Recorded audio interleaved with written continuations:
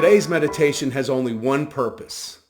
It's to remind you how important you are to God and how much he truly loves you.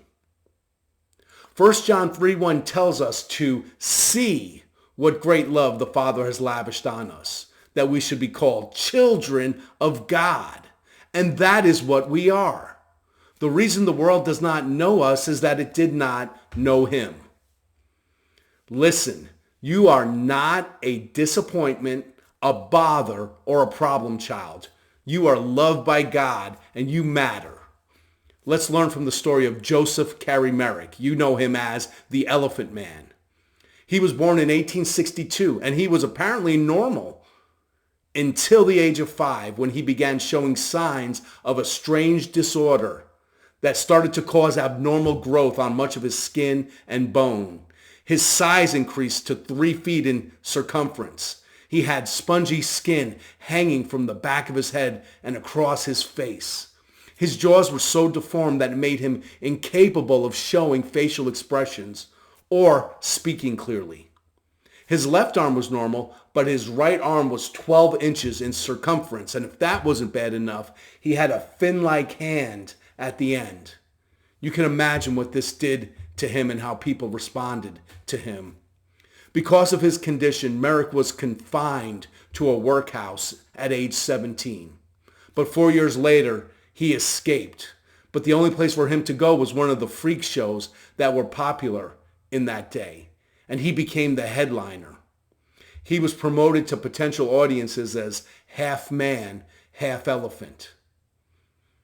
But in a divine appointment, one day while on exhibition, he was discovered by a London physician, Frederick Traves, and he was admitted to London Hospital in 1886.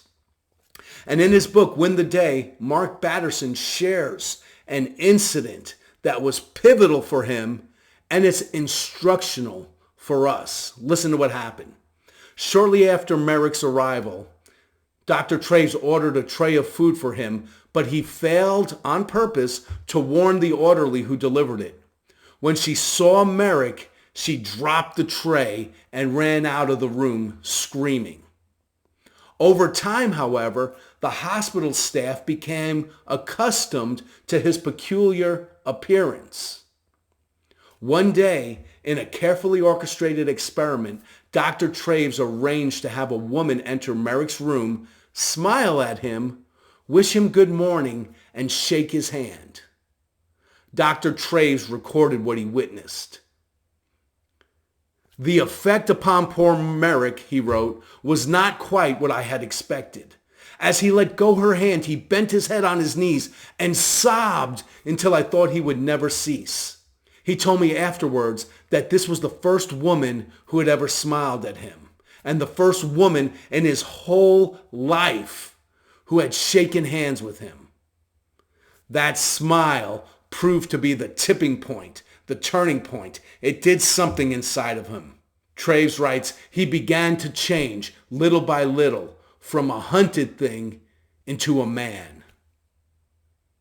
And that story resonates with us because we can all relate at some level to Joseph Merrick's story.